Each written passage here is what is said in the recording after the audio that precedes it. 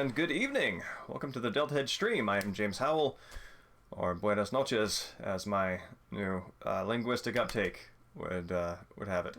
Welcome to the Deltahead stream. I am James Howell. We're doing part 5 of Hi-Fi Rush, a game that, oh my gosh, is very dear to my heart, as it is to many. Very charming, very feel-good. It has that great combination of, it is, if you are middling good at third-person brawler games like Devil May Cry and the like, you will feel awesome doing this, playing this game. As do I. I think we're right at the start of what's her name? The PR woman. Anyway, we're right before her boss fight, and it's going to be that's a good one. I haven't revisited that one on another difficulty, so I'll be kind of relearning that as we go along. 1 second here. Let me get chat up here. I've discovered in the past couple of days there's a game series called Baroque, or rather there is a game called Baroque that was for the PlayStation 1 and Saturn that featured this sort of like very kind of like gothic-y bio-horror, twisted metaphysics kind of setting. I think of it as sort of maybe like a bio-horror kind of Drakengard. That sort of dismal setting, and this was in 1998. I don't believe a sequel has properly been released in this series since then. There was a port to the PlayStation 2 and the Wii, and the Japanese version of the PlayStation 1 original was re-released on the Japanese Nintendo Switch store. Other than that, there was like a typing game. There have been a couple of visual novels.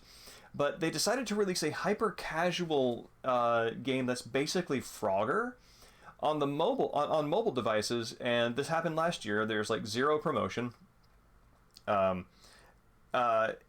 game is very strange, very strange. It from an accessibility point of view, not like accessibility, disability accessibility concerns, but in terms of knowing what you are doing. It is very hands off. Does not tell you how to play it. Does not tell you what you're trying to do. Does not tell you what your ultimate goal is.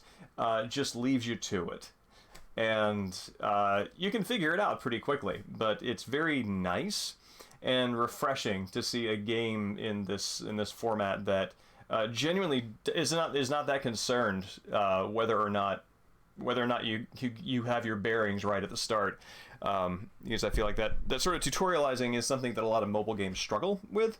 If you go to GDC and listen to some talks, I think the Plant vs. Zombies developer has a talk on how to get a mobile game tutorial to feel good and to be brisk and to orient people. And then here you have on the other end of that spectrum, developers who make a mobile game and shove it out there like, well, whatever, do what you want with it. And I am always, in my own work, an advocate of kind of, advocate? I don't know. I do this in practice. I don't know if I recommend it to other people. The David Lynch Eraserhead method of promotion, which is to leave it running at a midnight showing in a theater for 2 years, and eventually it'll gain traction, which it did. And that's sort of how I treat my own sort of press. But so to see something else that's doing that is really interesting, and I think on a future stream we'll look at that once I get far enough along there to have something to show. But so for the rest of this pregame show, so I've got the same couple of books from last time, and also we're going to look at another Santo movie.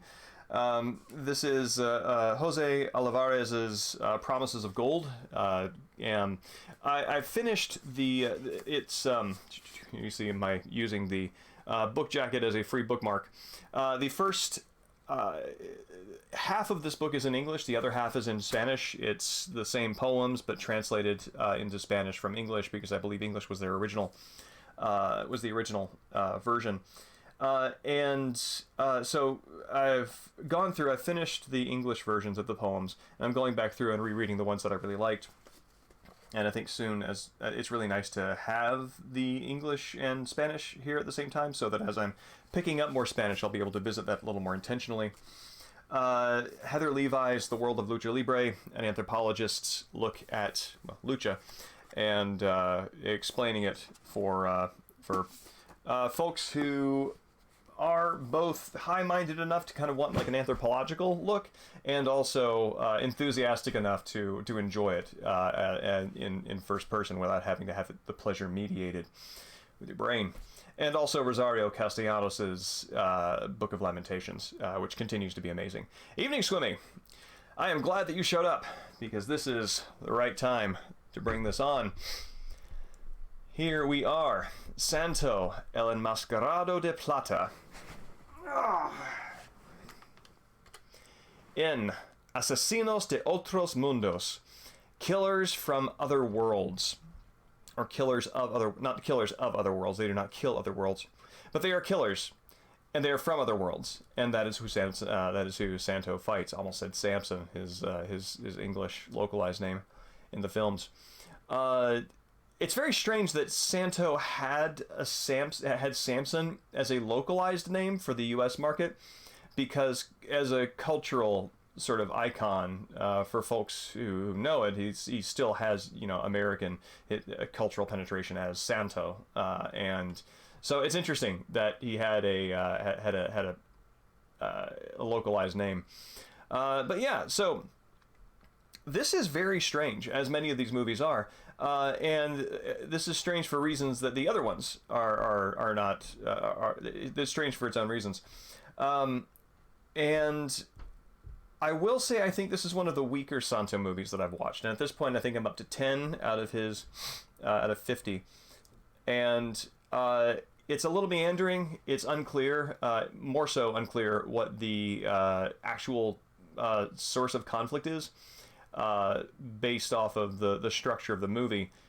This is one that I did not find English subtitles for, so of course that would help, and I went back later and kind of read a summary, and even with that knowledge, it's still a bit strange.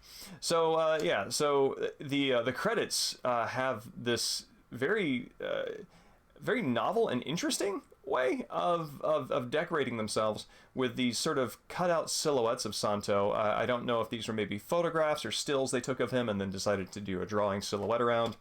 But yeah, it has him in various wrestling poses. They're drawn around the credits.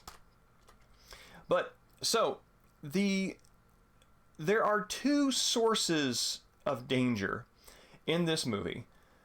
One of them, and I assume that all of them are the killers from other worlds.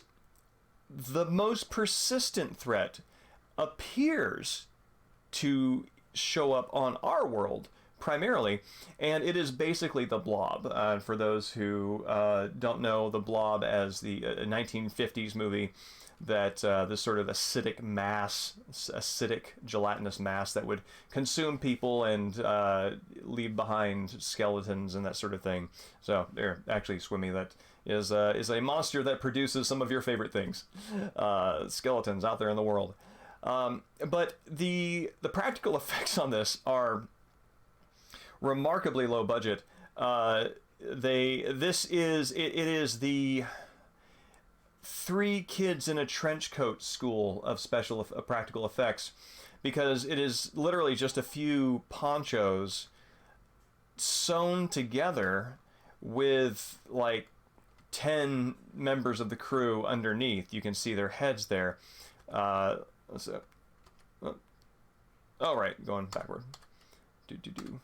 So you can see there again, these are different shots from different places of the movie, but you can see that those are their heads. You can see the fabric stretched as it is being pulled between them.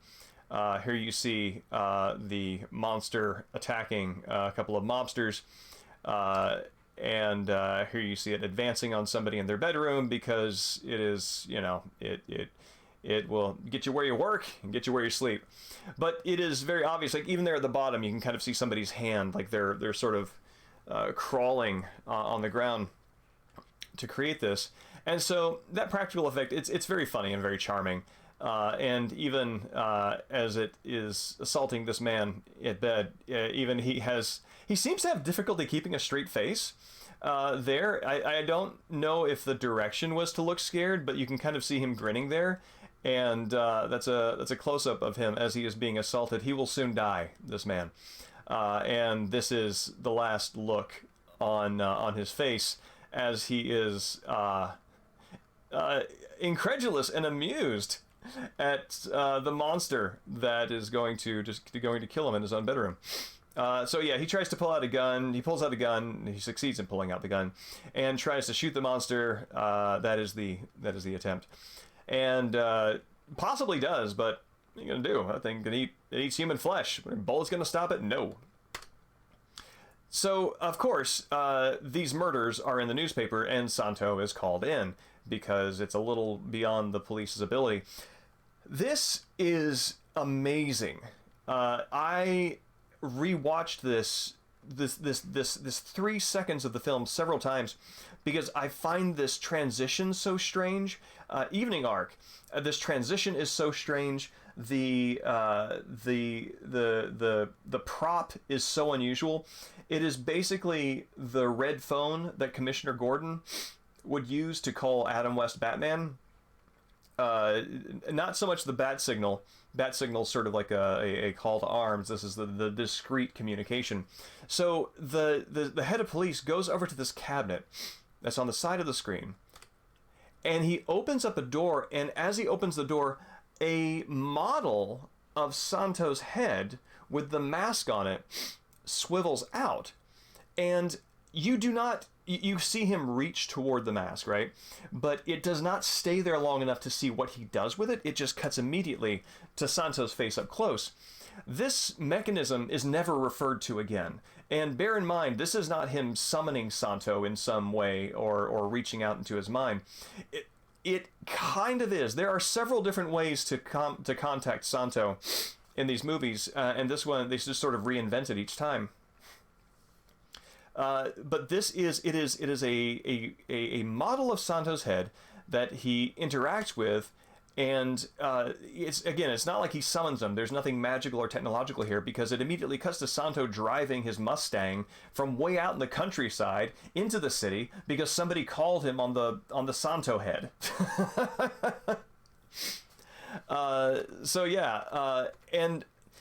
And what is also strange about this, as genuinely interesting as this is, it cuts so quickly from this moment to this that you almost, if you blink and you miss it.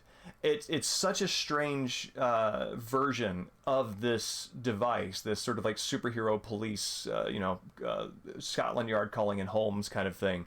It's such a strange version of that, and it's given so little time. So Santo comes to the rescue. There he is. That's how you know he means business. And one of the signs that the film had some very interesting directorial priorities. Santo has arrived at the police station. He is our hero and our protagonist. He is there at the moment of getting information about the whole reason he's been summoned. And the camera decides to follow a secretary for a good 3 minutes as she goes down a hallway, goes into this room to get some documents, and then brings them back. And presumably the document getting action might not be what people expect the attention to be if Santo is the main draw and Santo has arrived. Nonetheless, that is what is done. And also, very strangely, so she gets the documents, gives them to her boss while Santo is there. Boss then gives it to Santo. Like it's very funny in how kind of distracted that whole thing feels. But what does not feel distracted is I mean, the setting, the sets in a lot of this are really lovely. I love the lush reds that are in this, from Santo's cape to her dress to these seats and these placemats. That plus the sort of bronze and yellow tones and the sort of like gray blues that are around in the table and the curtains. It's very compelling. It's very attractive, very, very nice to look at. So yeah, so then we get to the first battle sequence, probably one of the only battle sequences, where Santo is he's kidnapped by some gangsters. It's a recurring theme in a lot of Santo's movies where he's fighting a mobster or a mob gang, and this is very dreamlike. I can see somebody poking fun at it for being lo-fi, which clearly, as the practical effects on the Blob appear, that's a justified reading of this. Nonetheless, taking it as an experience and not trying to be a little smarter than the movie, this is a very dreamlike, very surreal and strange set piece. So the guy knocks Santo out and brings him to this location where you can see the shadows in the backdrop there. This is not a warehouse. They're not in a warehouse. They appear to be outdoors. So you can see the sort of star patterns on the black background there. It appears that this background is in fact intended to suggest a night sky, as you can see there. Even while the lighting is casting big shadows. So it reminds me of Kagemusha, Akira Kurosawa's Kagemusha, where what's his name? Oh my gosh, legendary Japanese actor who's in Harakiri. He was the bad guy in Yojimbo.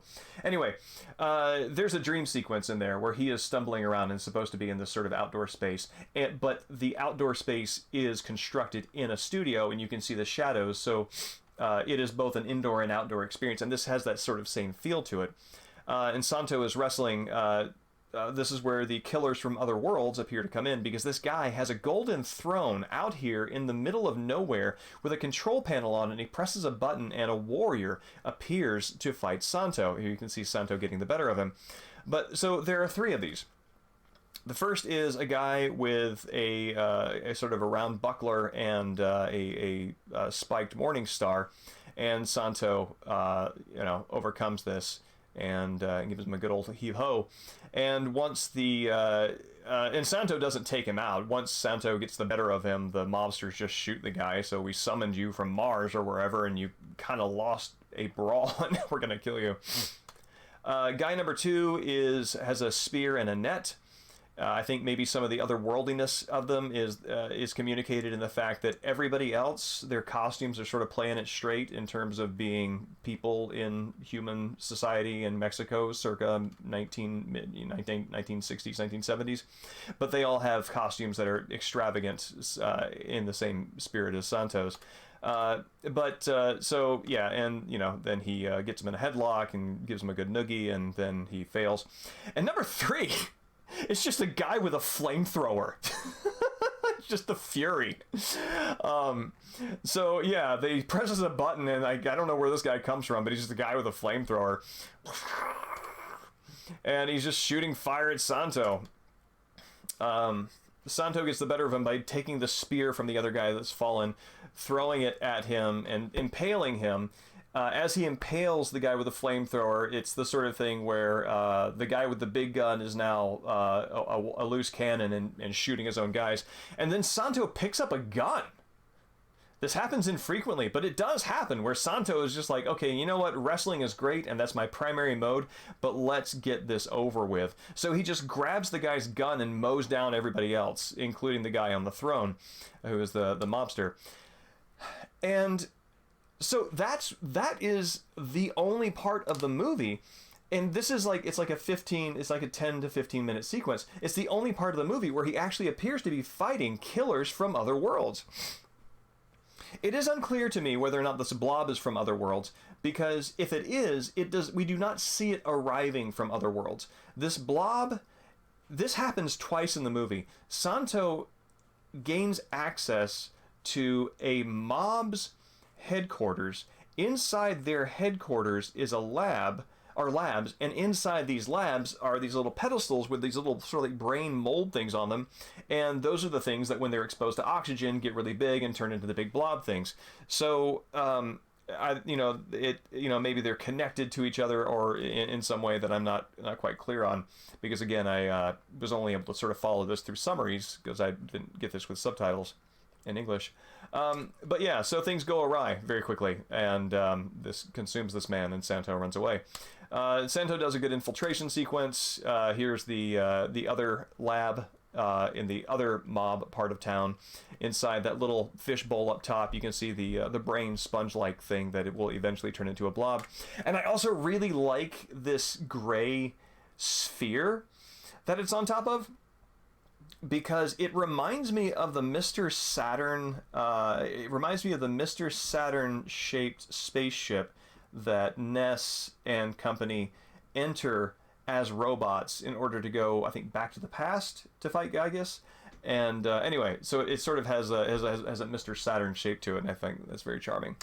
But yeah, so Santo shows up and I guess only uses guns when he has to, because he is a perfect video game fight Gygus in the future. Okay, then yeah, well that's what this reminds me of, the future time traveling device. So yeah, apparently only uses guns as a last resort, because despite the fact that guns are loaded and available after he takes them down, he doesn't use them, just continues to use the environment for pro wrestling. As we are here escaping the blob. The blob chases them in some increasingly dreamlike sequences. Here's, I think maybe they sprayed it down with a hose to make it look particularly gross. It chases Santo over rooftops that are completely abandoned, and Santo eventually lures it into a cave, finds an underwater reservoir, gets into the water, holds up a detonator, kaboom, and drives off into the sunset in his Mustang. And what is strange about this is you feel good about Santo being a clever superhero in this front. At the same time, like, at least 10 of these things have been unleashed in the world, and he had killed only one of them. So it leaves the open question, what of the others? But that is never answered. So again, a whole lot that I really dig about this. Very, very strange and dreamlike in many ways. And again, this is such a great path to be going down. But with that said, it's going to be a shorter stream tonight, and because I've got some traveling to do, I need to do some packing. Unfortunately, next week's stream, we'll need to skip the stream next week because I'll be out of town.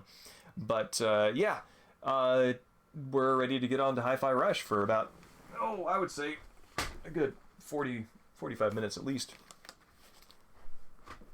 So let's get chat up here. How are you, Swimming, and how are you, Ark?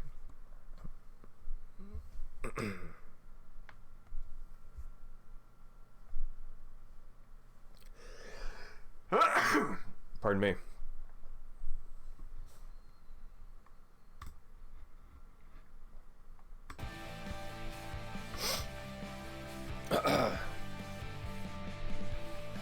Awesome. I will take a look at that once the stream is over. I have all that stuff closed to save on resources, just because stream quality has been a question. Pardon me.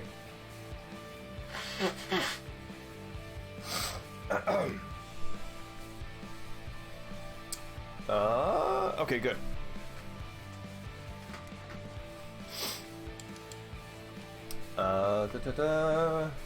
Here we go.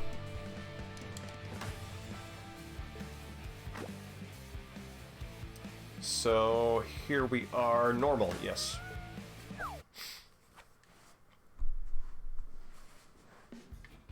Let's see. Wait. Okay, right. Oh wow, that's hefty.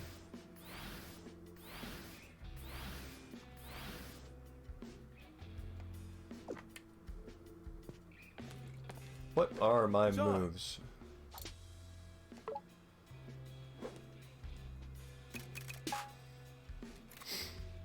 Oh, I can Get that. So what do I have equipped? Combo holder, rhythm meter rush.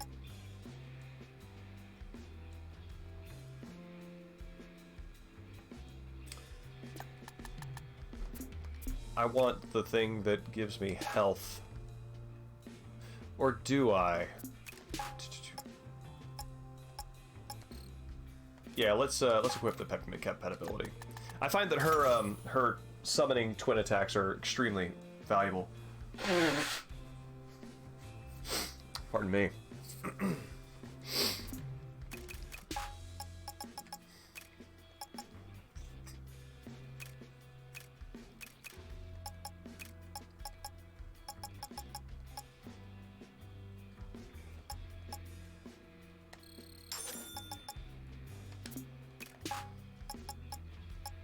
What do I have equipped? Hibiki, that's good. Excuse me. I find that I'm using my my special attack meter more for technical assists. Technical assists rather than the actual special attacks.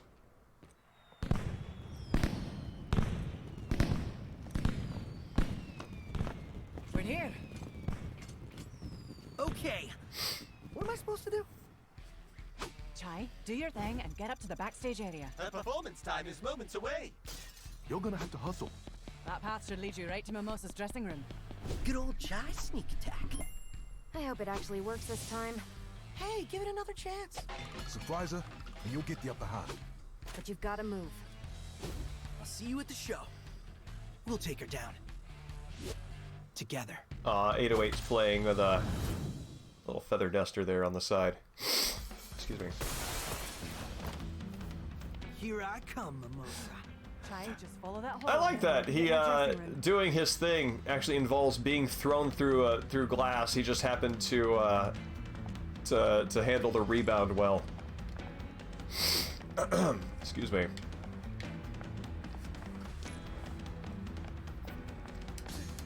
We weren't able to stop the intruders in the museum. I am not putting my performance at risk. I am going on now! But this, the children's choir. Ah, put them in the DJ tent. I don't care. Here goes our ambush plan. Yep, I'll just have to do what I always do. Improvise. This is a lot of musical equipment. A lot of standing basses.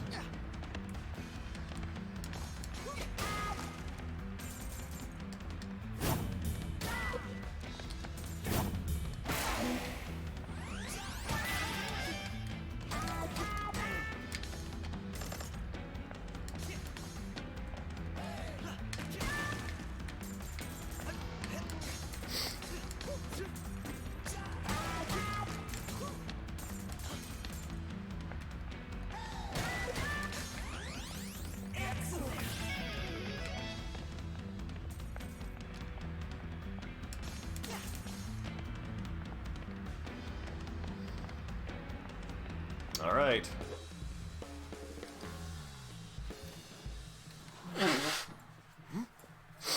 Pardon me. All right. Backup plan.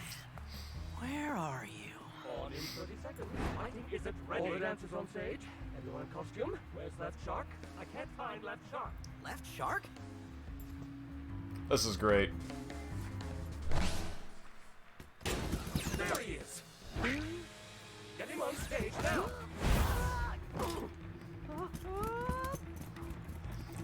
You know, even not knowing, even if you didn't know that what this is referencing, it still is goofy enough that it works. Mr. Q, and you are dead. We made it backstage, Chai. Where are you?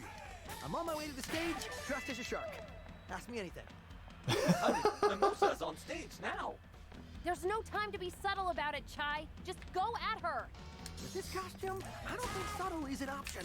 A lot of times the whatever joke like this is certainly currently going on in pop culture, I typically don't find very funny. Left Shark was very funny. I'm very glad to see it included here.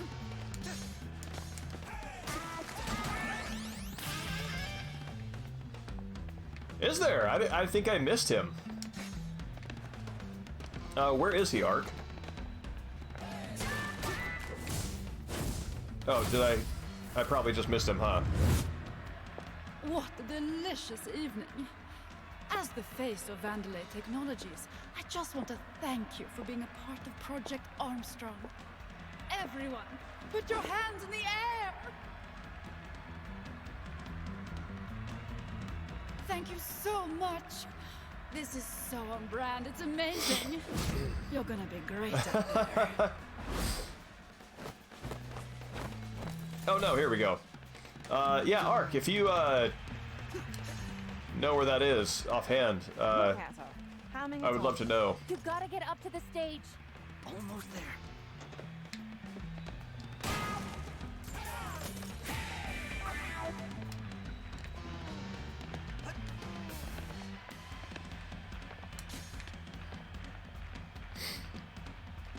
Okay.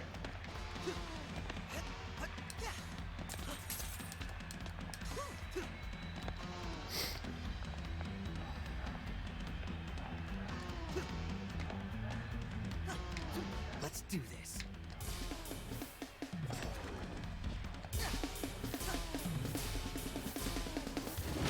Nope. Missed it.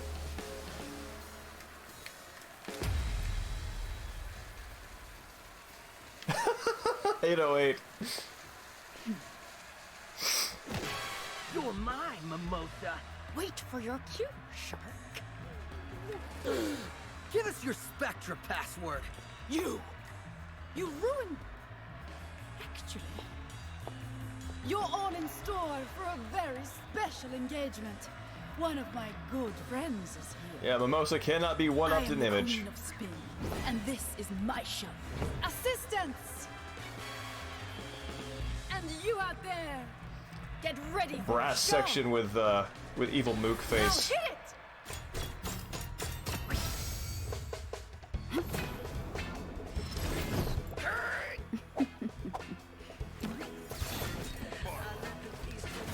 Oh, hold on.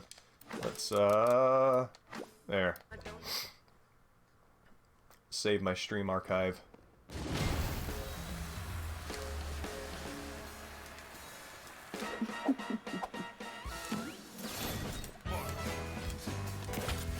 It's showtime!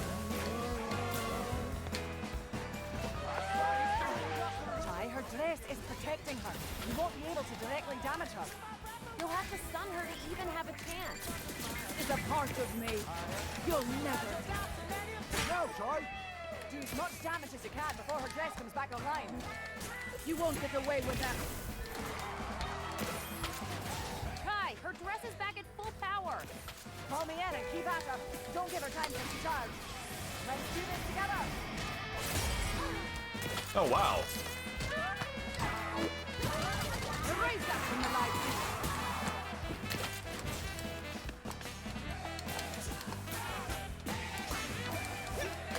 Stop it right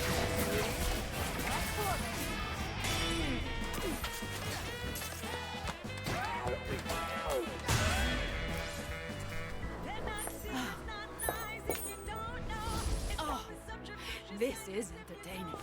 Let's raise the stakes and turn down the lights.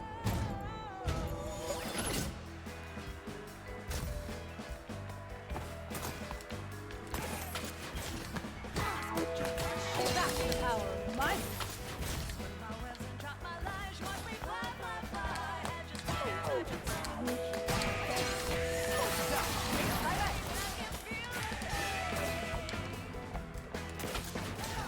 How about this? What's hitting me? Right now! That's my dress is stretching.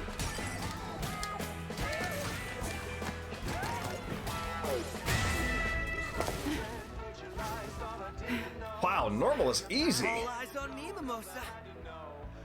This crowd's in the palm of my hand, and they want to see a real performance. Let's see who they're here for.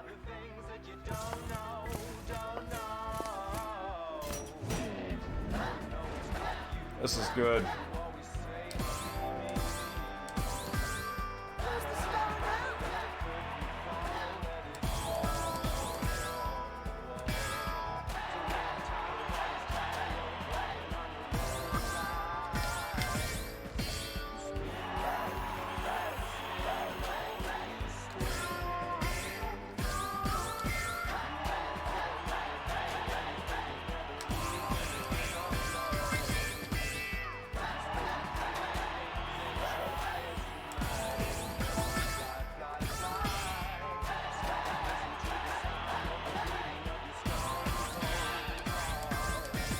emotes. Embarrassing.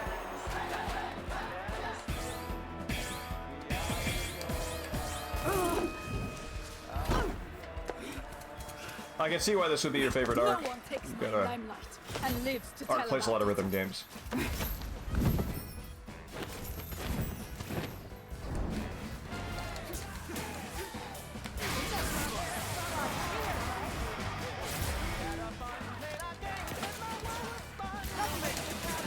You picked the wrong fight. You won't get away with that.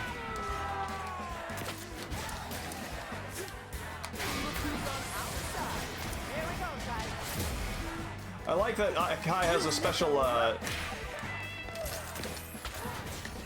response when attacking in tandem with Part of me. Corsica. You'll never.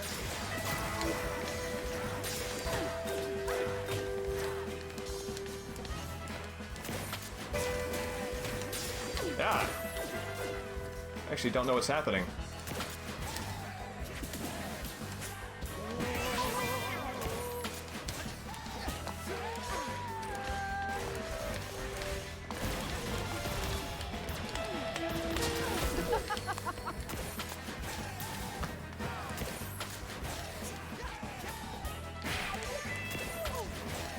The crowd is here for me.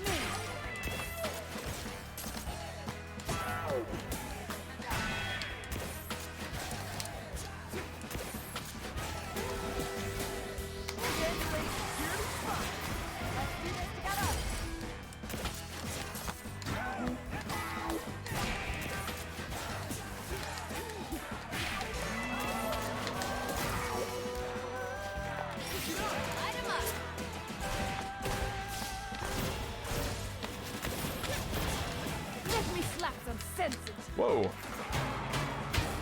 Oh no, a grab slap. Hope no one saw that. Whew. Now this is a festival.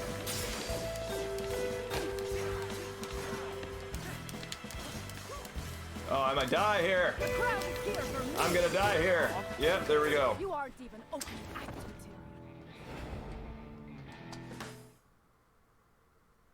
I guess I take back what I say about normal being easy. The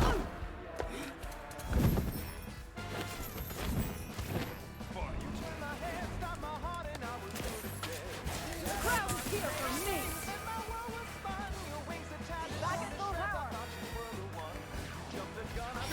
Wait, what? This, Mimosa. I straight up have no idea what's happening. This did not happen when I played this before.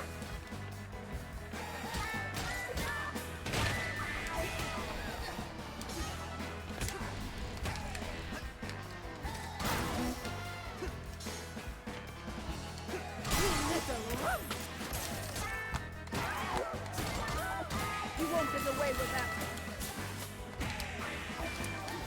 This dress is a part of it.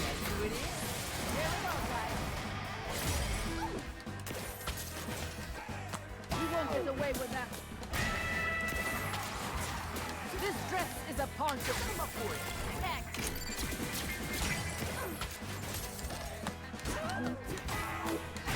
The crowd is here for me.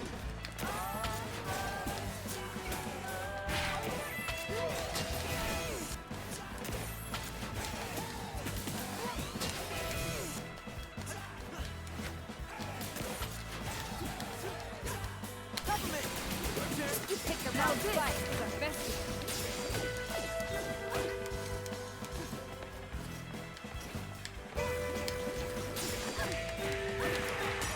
There we go. You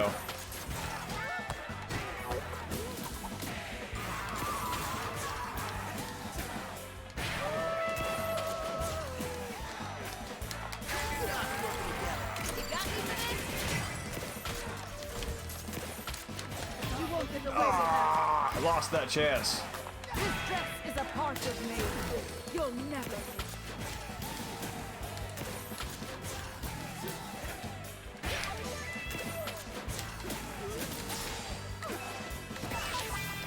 That's the power of my Mimosa steals the show in epic showdown.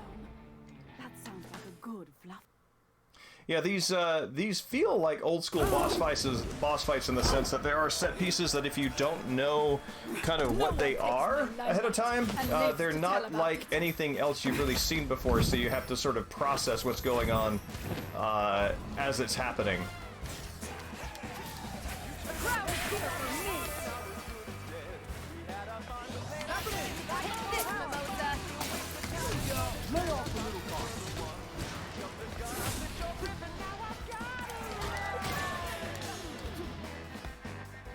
Like, am I supposed to wait?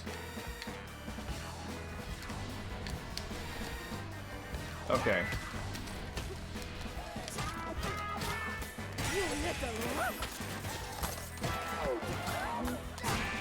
You won't get away with that. No. So what's weird is that apparently there are whole attacks of hers that I did not see when I played this on very hard. This dress is a part of me. You'll never.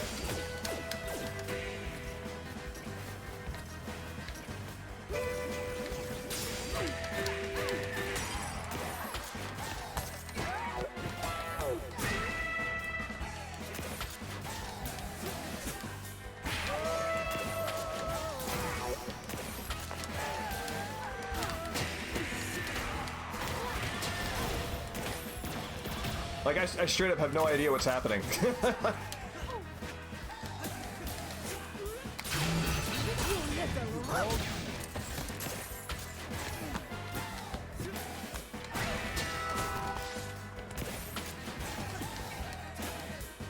it right now. That's my dress protecting. Wow. Let's switch it up. You little.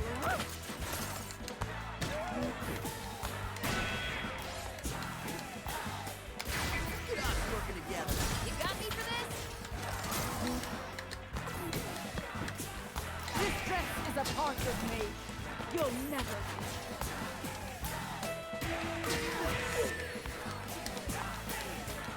The crowd is here for me.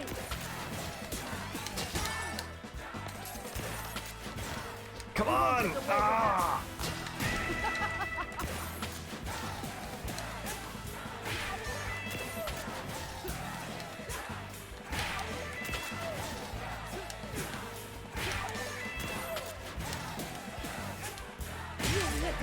There we go.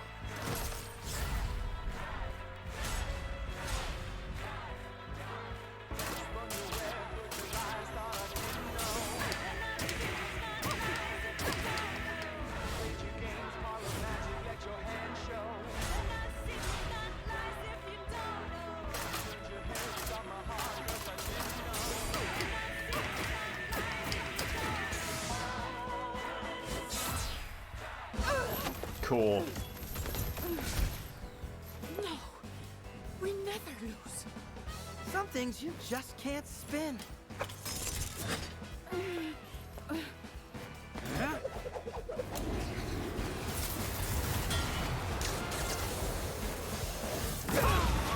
Really love how it turns into a real guitar. Like that magical realism of like what's happening in Kai's brain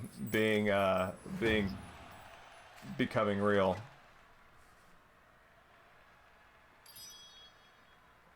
Yeah, no, that whole sequence there, I don't think there's anything else like it in the game, so I was having a really hard time reading what was coming down the pipe.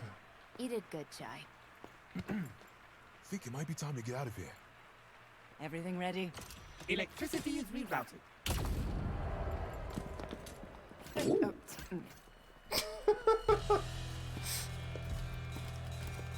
Turn on the lights. Find them.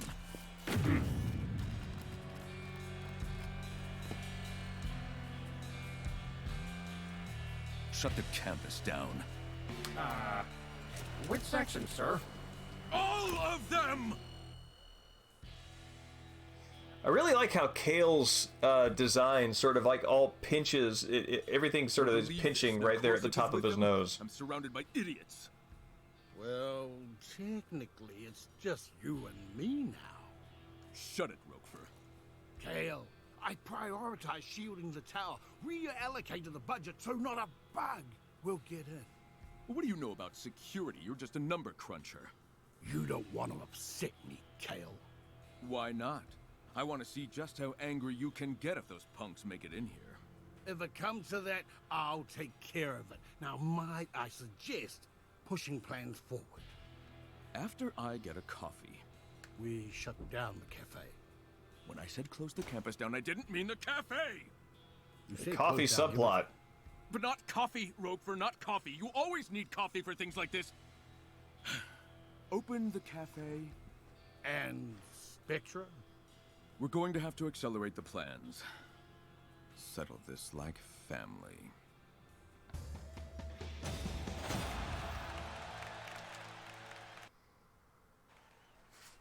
It is a great cutscene. Okay, gang, we're still missing 2 passwords. Kale's and finance guy. What's his name? Roquefort? Roquefort. They're both in Vandalay Tower, and almost all security robots on the island have formed a ring around the building. How do you know that? I got an email.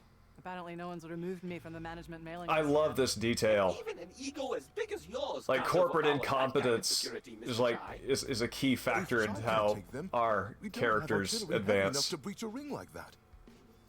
Oh no. Heavy artillery. Why are you suspiciously repeating those words? I think I may have Didn't Peppermint earlier say that they should just shoot Kai out of a cannon? It just occurs to me now that this might just be him taking her literally, and that's his idea.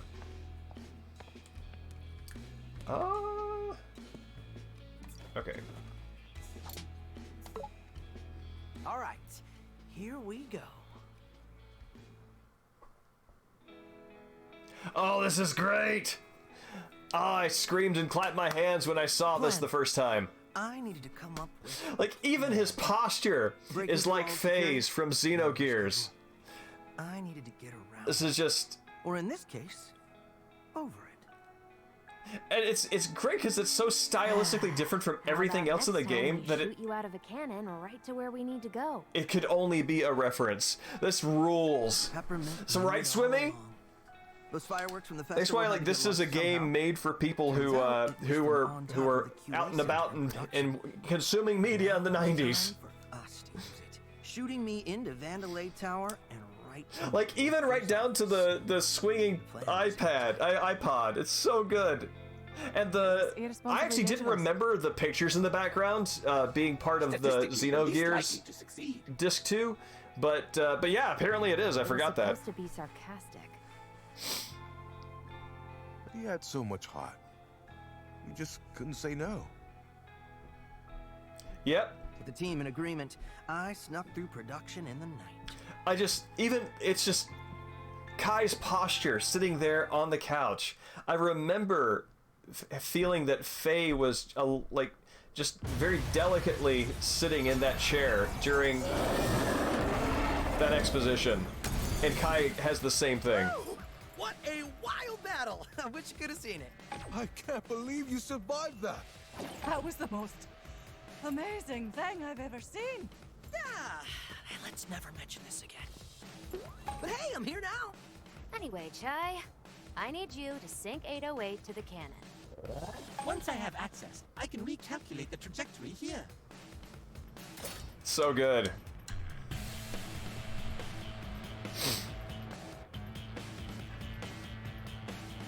I tried playing Xenogears again. I have tried at least 3 times to play Xenogears again in the past several years, and I cannot make it through the desert section. The underground maze with, I think, Bart, is that his name? With Faye and Bart in their gears. I get lost there every time. And yeah, I feel like if there were like a digest version of it that was delivered the same way as Disc 2, I could probably make it through.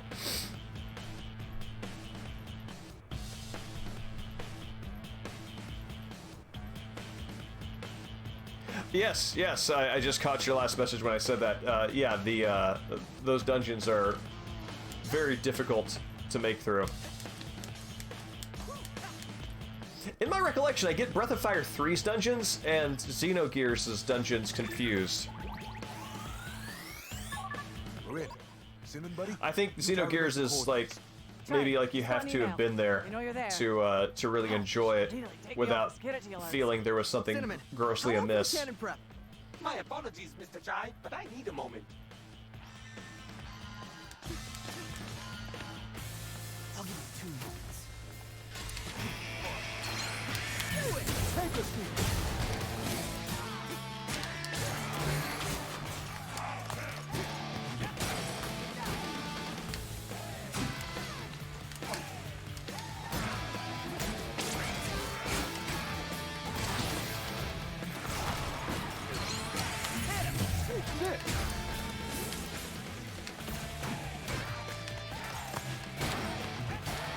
Boom!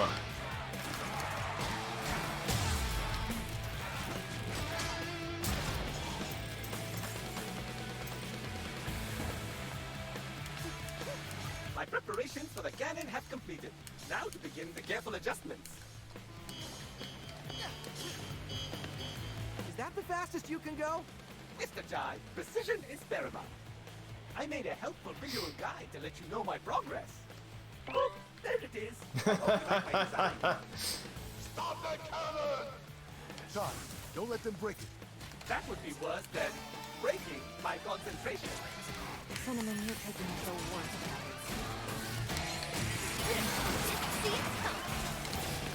Oh my god, gunners are the worst!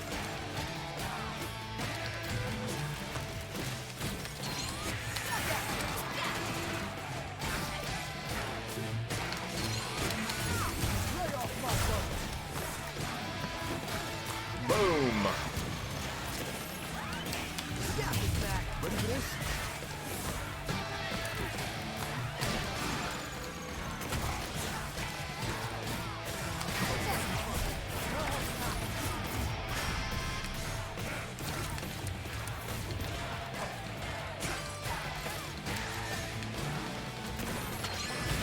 Ah! Get him now. Go to time.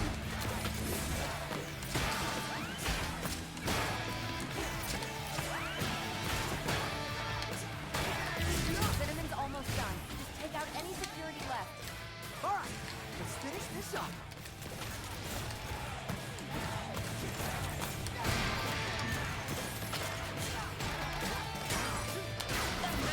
Let me have it.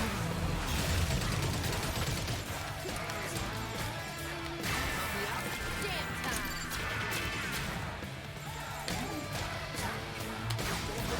Oh yeah, this is great. Oh, it wouldn't let me keep. I was able to juggle a guy for like 150 hits like that with switching between How odd. between those two. Might something be interfering with it? Yeah, maybe I should have saved saved some of those bars for this. I think I found the interference. Fantastic, Mr. Chai. Chai, turn it right and go.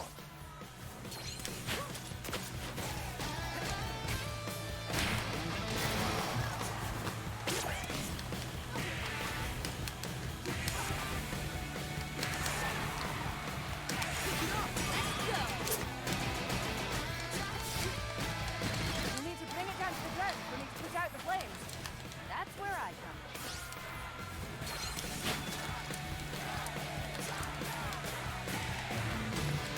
Ah, wrong button.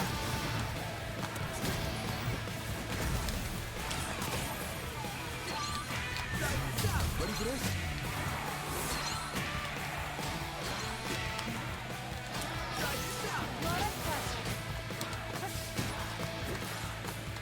I am losing the beat here.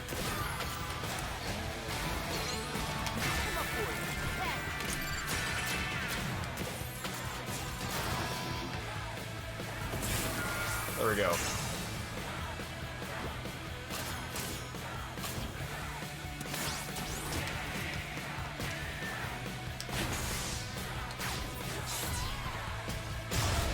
Boom. 86%. That's, much slower Access has returned. than I usually get. Moderate suffering from Mr. Chai. The cannon is angled right at Roquefort's office. Only the payload is required. Just call me Palo. Oh, this rules. This is the greatest plan ever. This is the dumbest plan ever. Let's hope this works.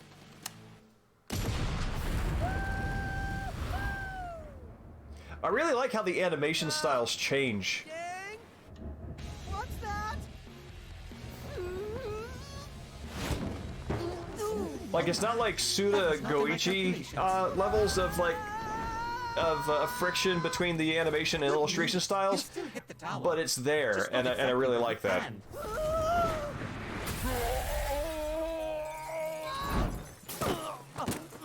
I love this. Well, I'm in. I hope no one noticed.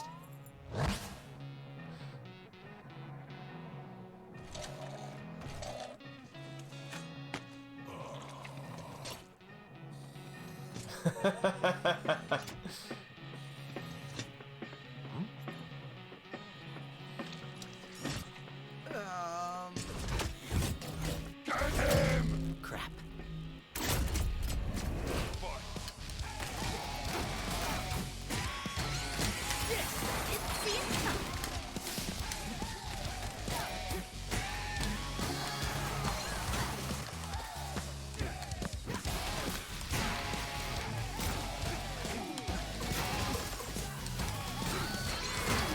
Hey.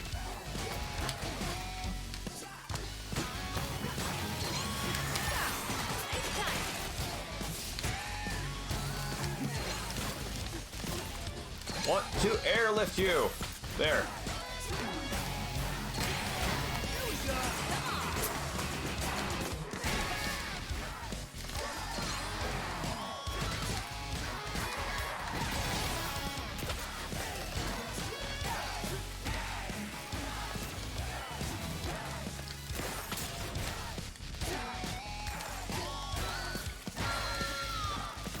Roper, clean up this mess. You ready for more?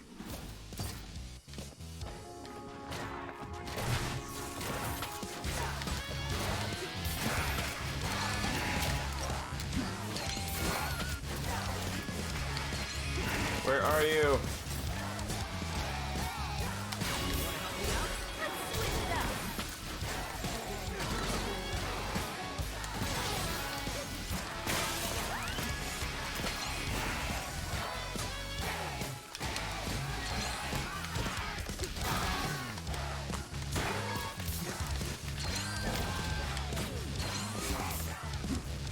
Come on, hit me.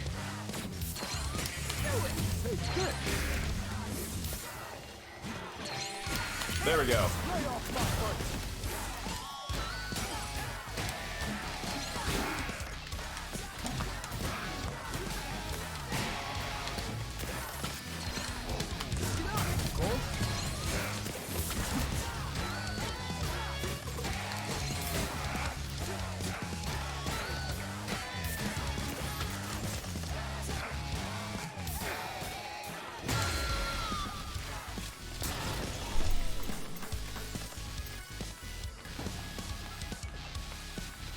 That's funny. I think because the dissonance when you're on beat and then you screw up, like getting shocked out of that feels so. I feel that so strongly that I always feel like I've done much worse during a fight than my actual score shows. Yeah. I think this dude only shows up exactly once.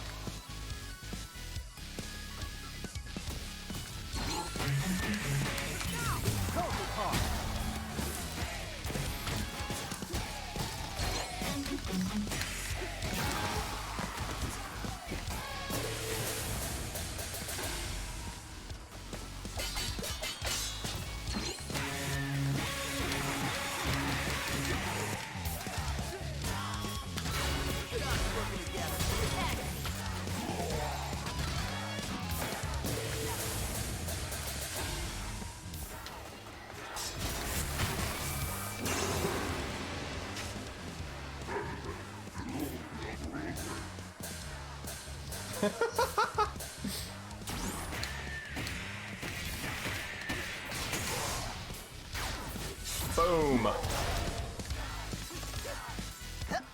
Whoop. Let's go! Get him there and eat this kid for lunch. Oh, I hate these things.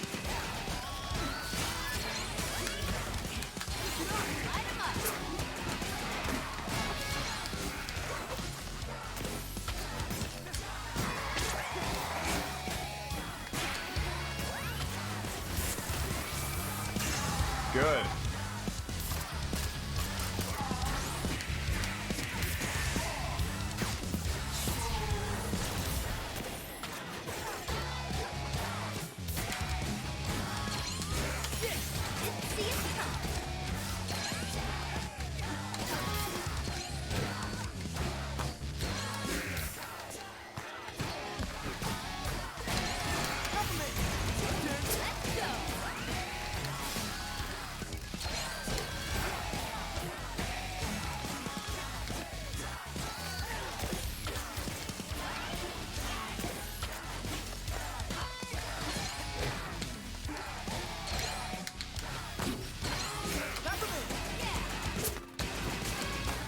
Come on, hit something. There we go.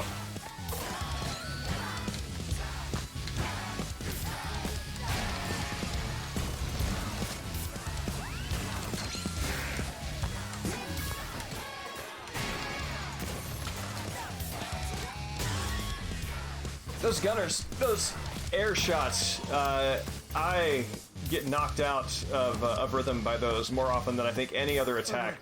That was rough.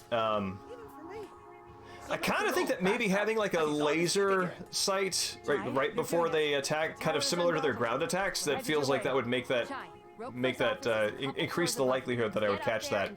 But a lot of times it's just because they're out of my vision, and I overlook that.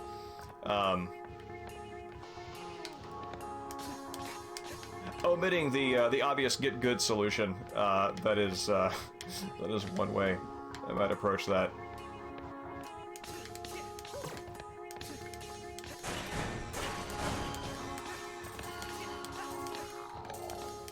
Rockford here. Shut this place down. Protect finance at all costs. I said costs.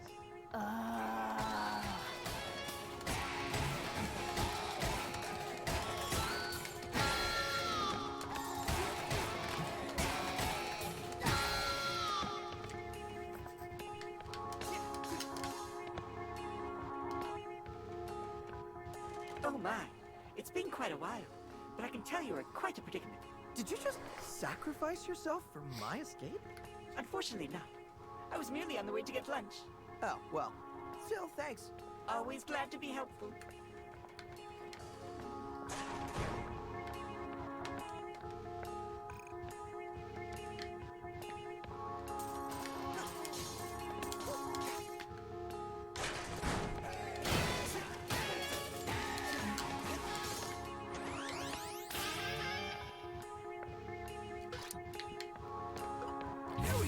Ready for this? Squimmy, I'm very glad that you were here for the Xenogears. Roquefort's claim is false. There is Oh wow, he just blipped out of existence. Xenogears reference. I would hate to be enjoying that as the only person enjoying it.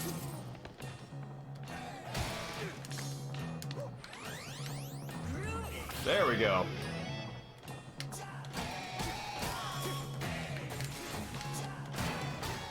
And this is one of the reasons I think like the references in this game and also just this game's style overall work very well. Which is that the references don't appear to be there for their own sake. The references to the jokes are getting you to somewhere else, and I like that. It shows that they're using the material without being too clever about it. And this is one of my favorite things. So we saw the little in a previous stream we saw the little Tango snail get sucked into one of the Evil Within mirrors, and here we have our fella bandaged as Sebastian is bandaged, with the little green goo slime jars there behind the mirror, holding what is his little version of Sebastian's revolver and looking very suspicious, looking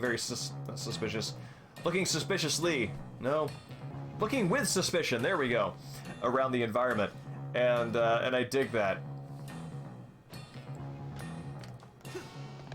In a moment that sort of hit home exactly how much the new approach to Twitter might impact how anything that I do is visible there. I made a little video about that, that was just kind of like 3 different angles of that guy doing his little gun thing, and sort of patching in footage of Sebastian waiting for coffee and Evil Within 2. And, you know, I am not, you know, I post something on social media and I just sort of like let it go. But I did notice I've got like 1,200 some odd followers, and that thing itself got exactly 128 impressions. And those numbers seem off, unless it is now a matter of non-Twitter blue users being that deprioritized. Keep it up, Ty. Whoop. There we go. So that's kind of a hint to me that might be what's going on, or that might be how that affects my Twitter experience, because I'm not paying Elon Musk $8. Alright, here we go. 3, 2, 1, go!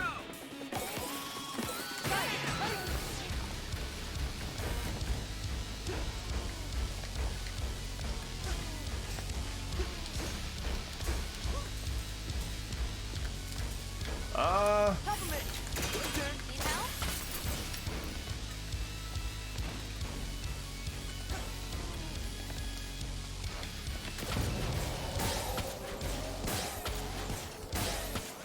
Woo! Ow, ow, ow, ow, ow, ow, ow! Incoming, Ty. Web 2.0's appeal was predicated on it being free to me. All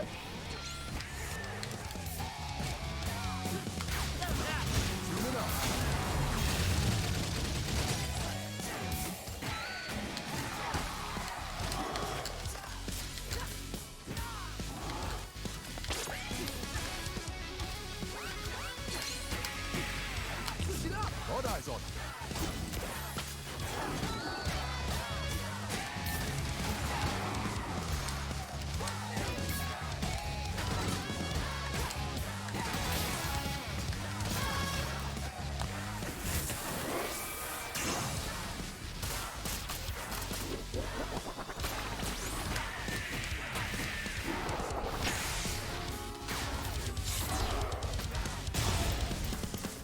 Snap.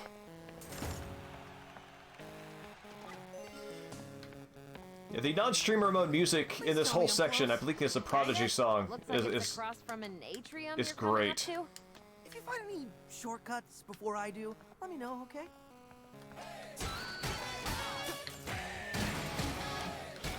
Ark, have you done the any of the Spectra extra missions, sort of post-game stuff?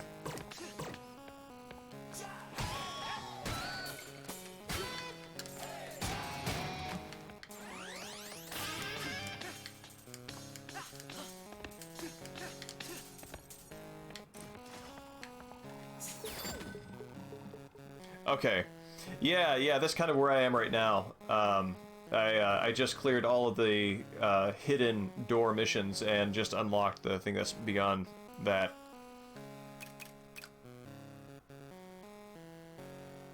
Oh, okay, never mind. Sorry, I don't mean to spoil anything.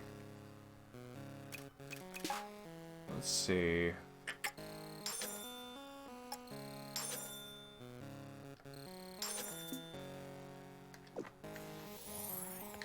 I thought Bloody Palace was a reference to something in there.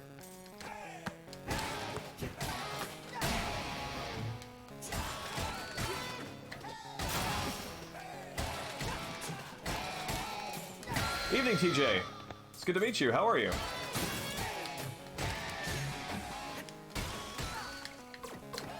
Oh, wait, I'm sorry. It's just been a while. Yes, it didn't have the first-time user thing responding there, so yes, it's good to see you again. Oh, okay. Yeah, the Rhythm Tower. How are you, TJ? Yes, it has been a while.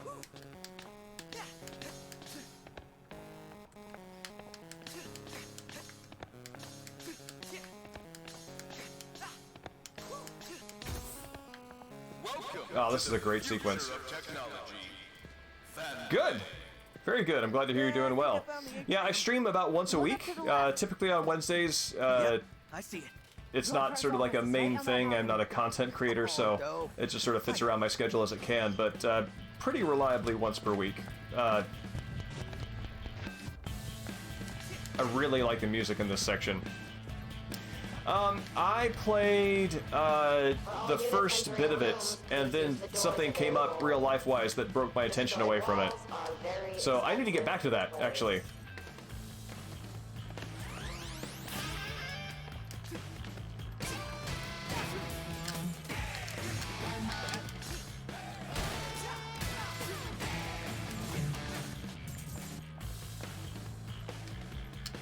Did you finish it?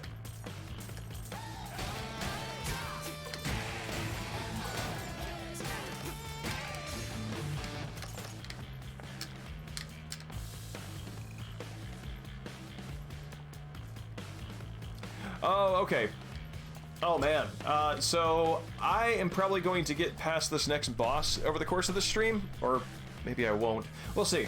Anyway, I think I've got 1 or 2 streams left in this. I'm going to miss next week, but we'll be cracking back at it the week after that. And so if you've beaten it in that meanwhile, keep an eye on the stream alerts, because hopefully you'll be able to stick around without spoilers.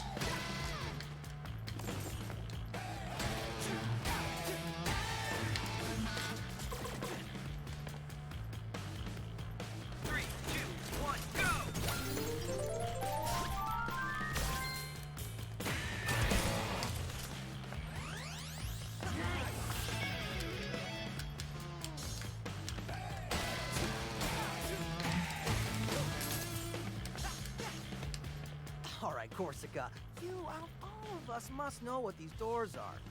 Sorry, Chai. No idea. I remember asking Kale about those when I joined the company. Never got a straight answer, though. But we should focus on the mission. The main thing that I remember about the Monkey Island, about the new Monkey Island, from the little bit that I played, is really appreciating how it looked like the setup was going to be a straight continuation of Monkey Island 2, with LeChuck being Chucky, Guybrush's older brother, but then it segued into all of the Monkey Island games being canon, and Guybrush is a dad. And I think that speaks to a lot of people who were, kids when they encountered Monkey Island for the first time, because it has been dormant for that long. That many of us now have kids.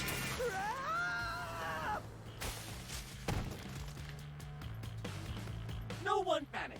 Mr. Chai has assured us he has, quote, got this, end quote. Just brush it off. You're almost there.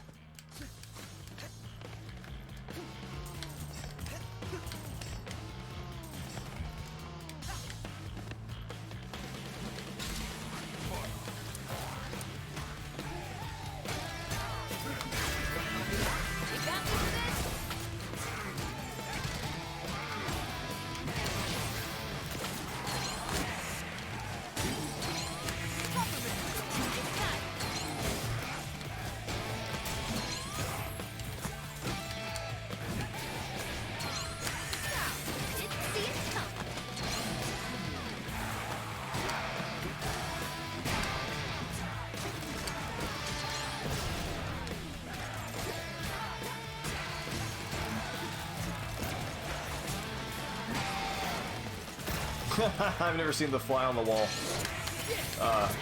death pose.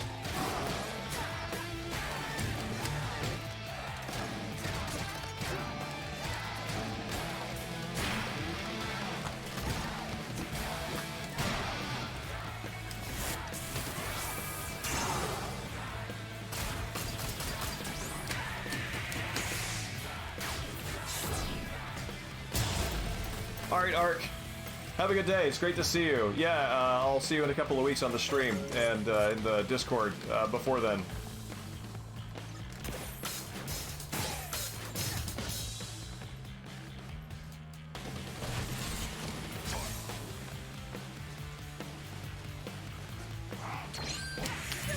Take a seat.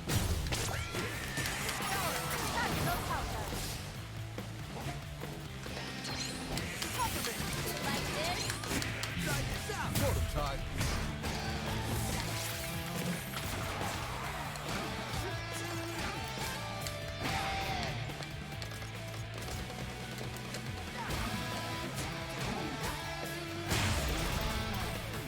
Oh wow, that course is just 2 enemies? It's very short. You enjoying this 808? All units in the atrium, do whatever you need to do. I'll expense it. Ah!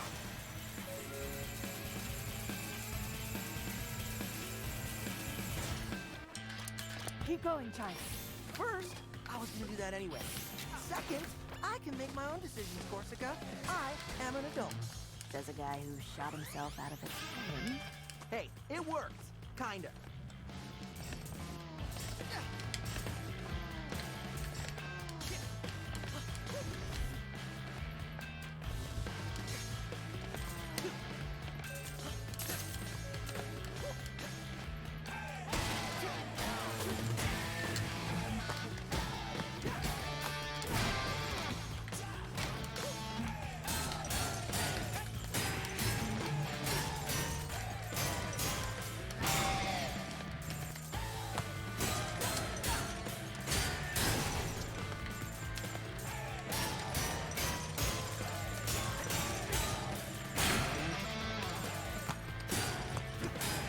Boom!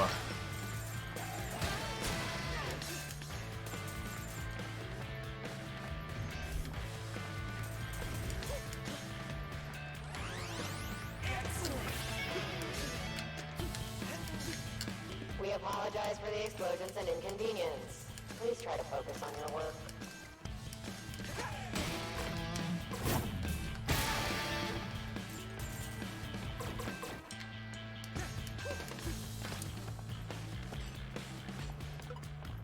Back the road. No problem, little guy.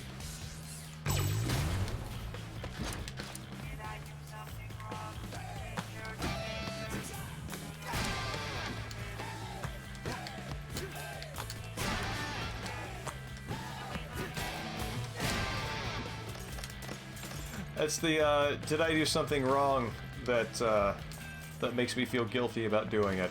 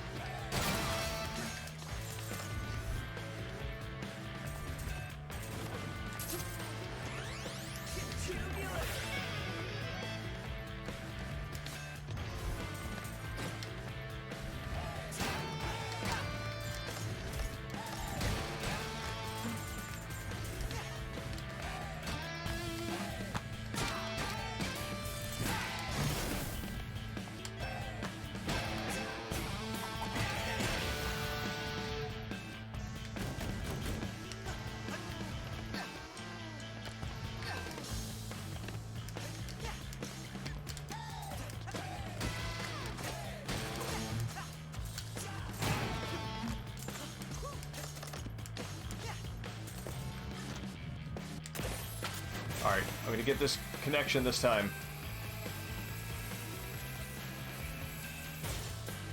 Yeah!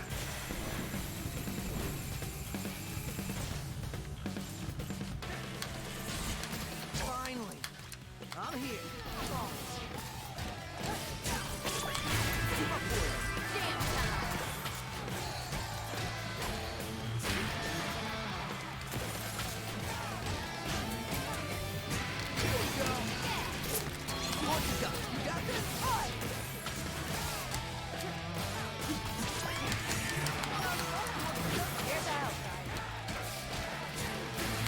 Get up!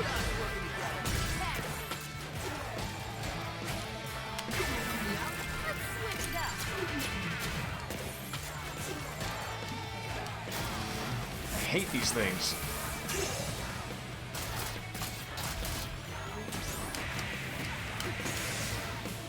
In the sense that they are good enemies.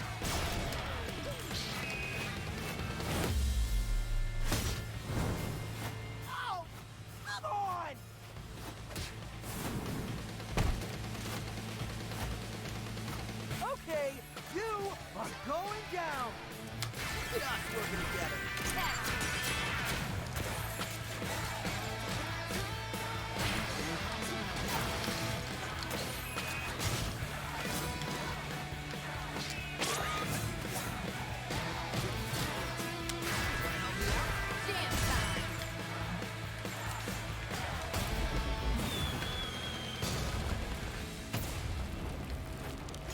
Oh, weird.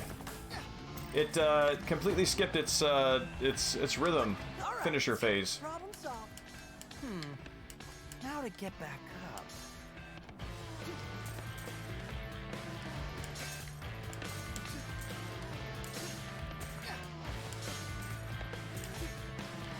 Macaron, ready to redecorate? Chai. Macaron! Chai is the old one, too. Take this statue, Kale.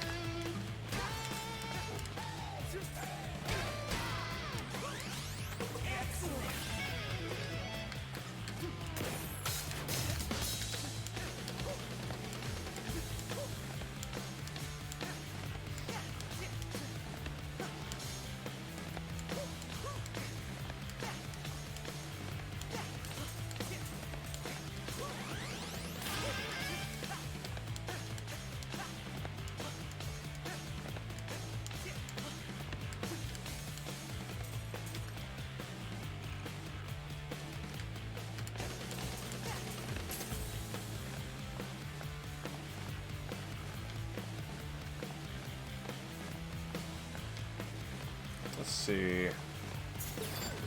What is there to buy?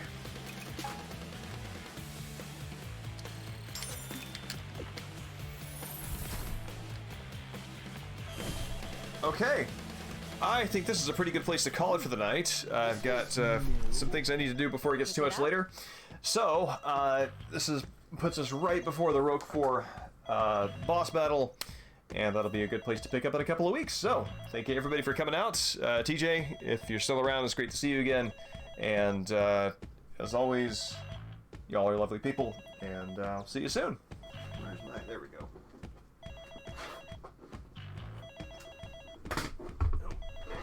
There we go. Let's Alt-Tab out of here. You cold? There we go. All right. Have a good night.